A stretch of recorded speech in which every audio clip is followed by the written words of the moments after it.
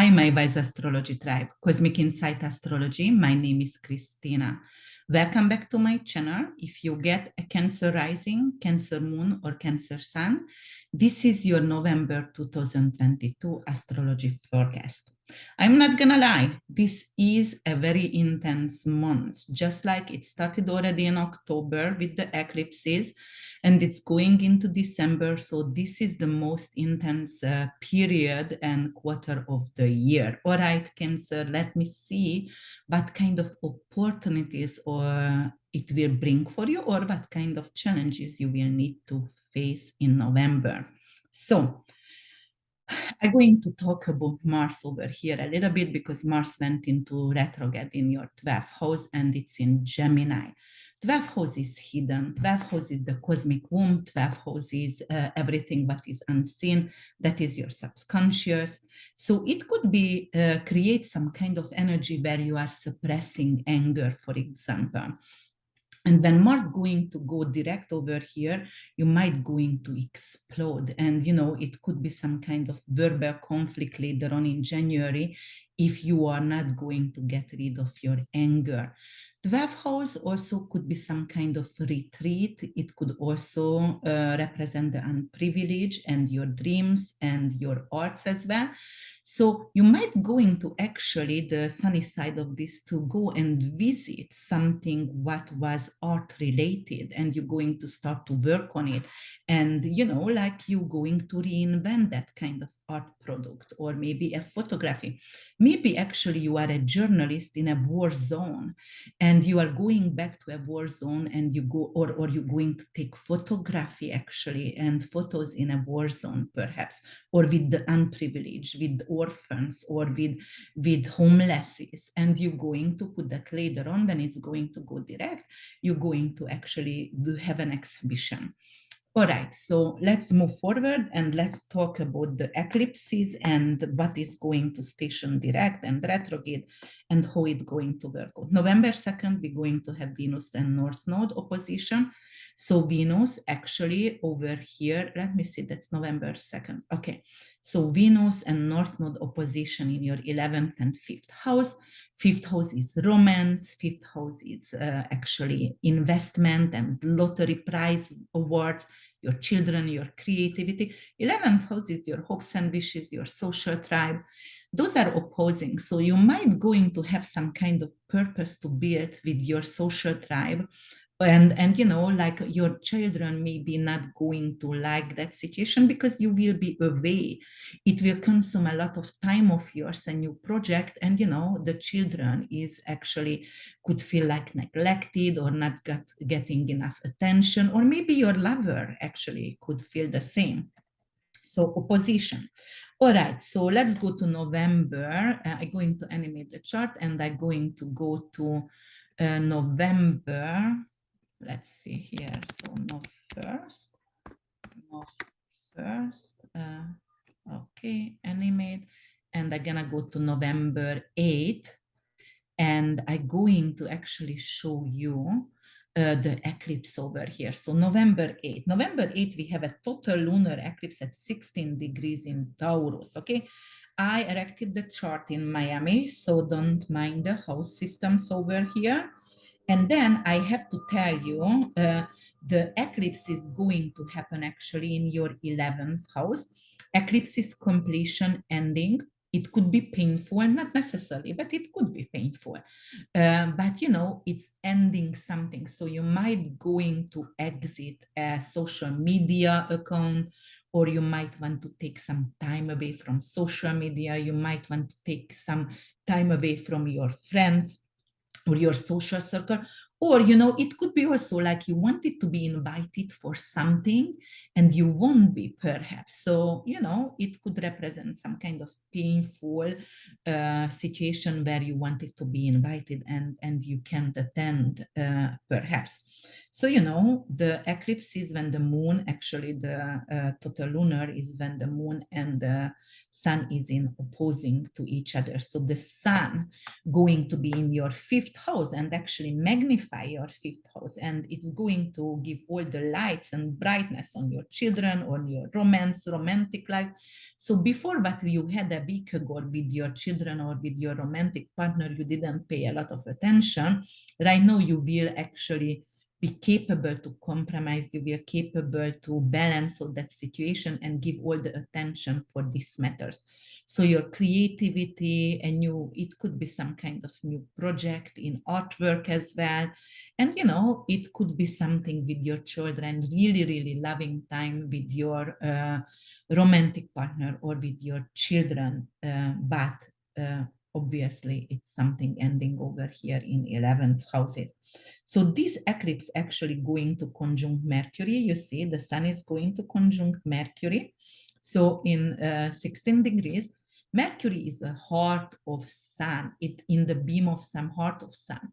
It's representing Mercury is not seen. Okay. So when Mercury is not seen, it is like some kind of communication issue could come up. So it could be like you want to be heard, but your children are not listening. They just, you know, like they are rebels, or you know, they're still toddlers, and you have to keep redirect them. So that kind of situation. It could be a romantic partner. It's Scorpio. Don't forget that sexuality. Fifth house is also intimacy and romance.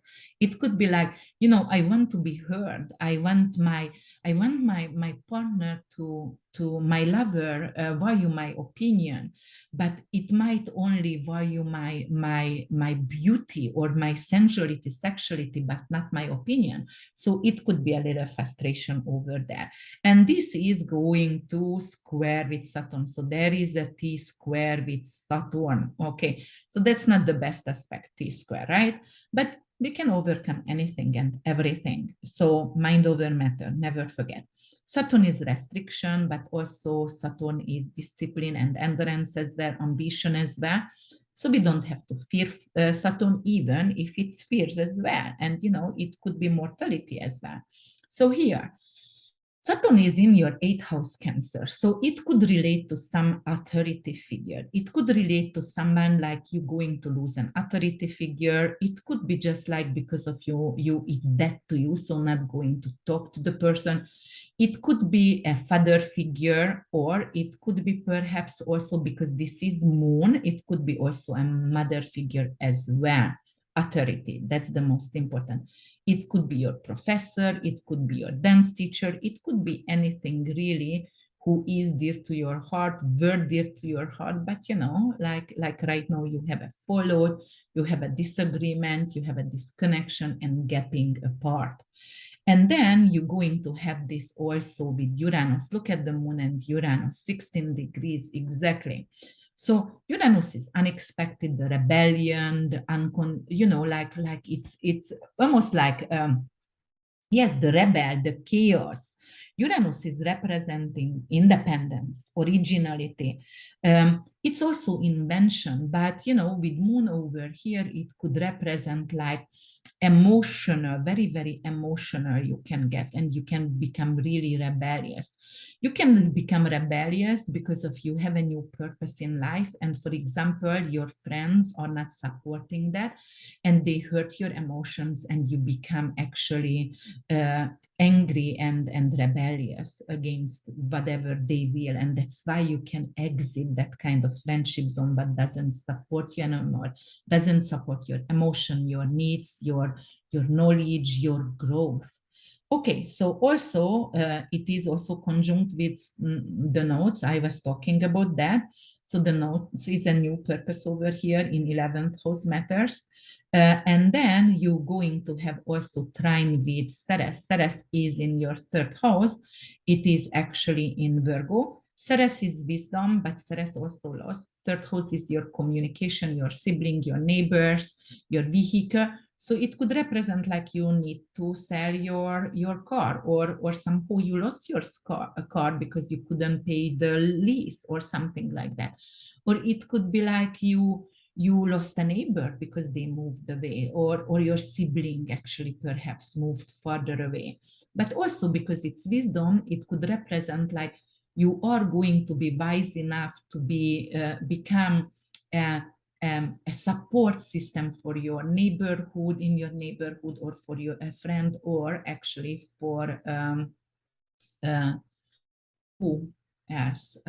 For neighbors, friends, and siblings. Yes, that's what I wanted to say. So support system for those in need in third house matters. And then we're going to have actually, I'm going forward on the 16th, we're gonna have Venus going to Sagittarius. Venus in Sagittarius is liberated love.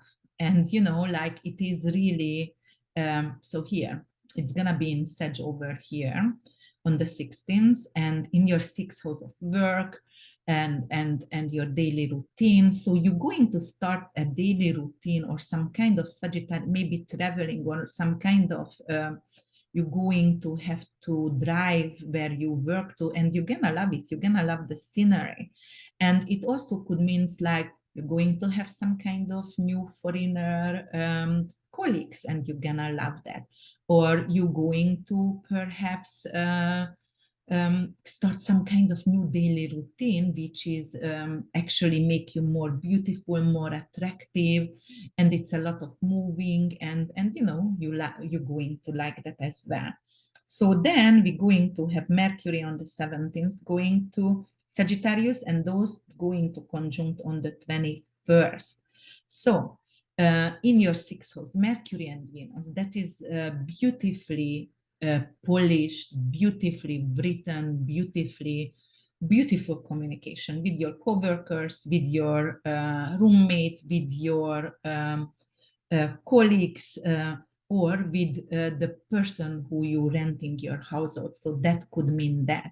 But definitely it's love involved. Definitely it could be even attraction involved, but you find yourself, you're not cursing. Perhaps if you were cursing before, you find yourself, you don't need to, you don't have the urge to curse anymore, and you are so beautifully polished, and they want to listen to you. People, your coworkers want to listen to you. They are eager to hear you teaching. So that's your work. Sagittarius is teaching. You might going to start a job with teaching, and you're gonna love it. All right, let's move forward, guys.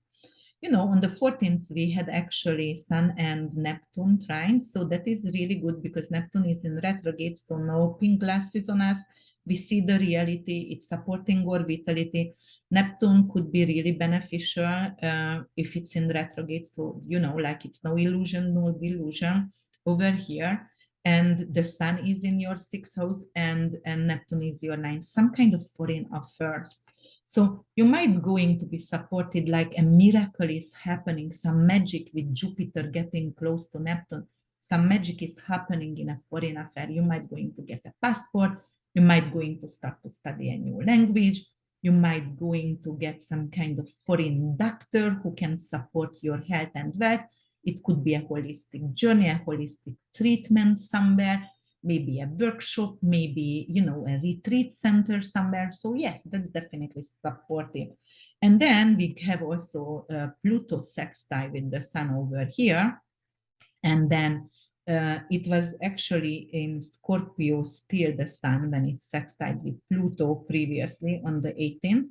And then, that's also powerful because Sun was in your fifth house of romance, and Pluto is sexuality, Sun is your vitality. So seventh house is your significant other. So you might find your significant other more romantic or more sexual and sensual and attractive. Your mojo definitely is getting higher. So that is really good for your intimate life, for your romantic life. And then on the 20th, we have Vesta moving to Pisces, 20th Pisces. So Pisces is here in your ninth house, and Vesta is moving here very early degrees. Vesta is, investment, the eternal flame. So you're going to have an urge to travel.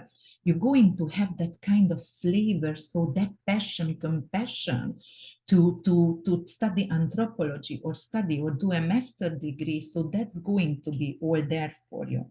And November 22nd, we're going to have the sun is going 0 degree ingressing Sagittarius, liberation, freedom. So it is like, okay, liberation in some kind of, because that is your head. So you're going to be liberated. If you had some kind of illness, sickness previously, it's going to get healed. It's going to get disappeared. At your work, you're not going to feel so drained and tired anymore. It will feel very optimistic, your work. It will feel very, the colleagues are nice. It's going to be a lot of party at work. Perhaps you're going to attend a lot of work parties, you know, and it's all going to be lovely as well. And then the new moon, the next day, we're going to have on the 23rd, we're going to have a new moon, and it's going to be in Sagittarius, 1 degree.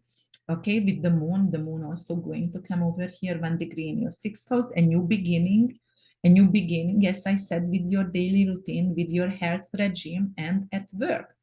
And then it's going to be Sagittarius, so it's going to be freedom and liberation. It's going to be easy flowing. It's going to be happy and optimistic as well. So that's definitely there. And on the 30th, we are having actually Pallas Athene station retrograde. So what's happening over here, Pallas is the planet of wisdom. And when it's retrograde, it's not that wise anymore. So it's going Pallas in Cancer, and Cancer actually is in your 1st house. So it could be like you are not taking wise decisions with your body, or you are not taking wise decisions the way you are presenting yourself. So you will have to watch out a little bit over here with Pallas going station retrograde and going retrograde here. And also what I wanted to say on the 23rd, so when I go back a week, on the 23rd, Jupiter, the planet of growth, abundance, happiness, is going station direct in Pisces. All right, here, 28 degrees Pisces. Look back in May, what's happened at 28 degrees Pisces for you, okay? What's happened but you couldn't fulfill? Maybe you couldn't do your master, your doctorate. Maybe there was a foreign trip you couldn't attend and right now you're capable to do. Maybe you were supposed to marry the 2nd times, but you know, somehow it's got delayed and right now it's actually possible for you. So maybe you want to learn a foreign language, but you didn't have money and time and it's going to be supportive. So that's what I wanted to tell you, Cancers. I hope you really liked it. One more thing I wanted to mention, Mars and Neptune square all year, all month long. So here, Mars and Neptune.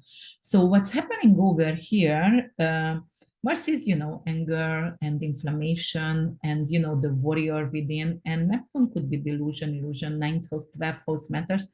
It could be an escapism. It could be an escapism in art, perhaps. It could be like you are going to get segregated because of all month long, because of you will need to study something. Maybe you're going to a foreign country and that's why you actually going to be further away from your tribe, your daily tribe, who are you contact with.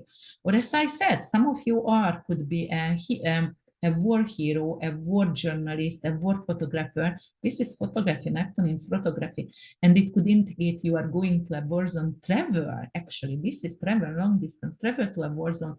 And it could actually give you a lot of conflict within to your soul. So it's going to be hard to digest what you see.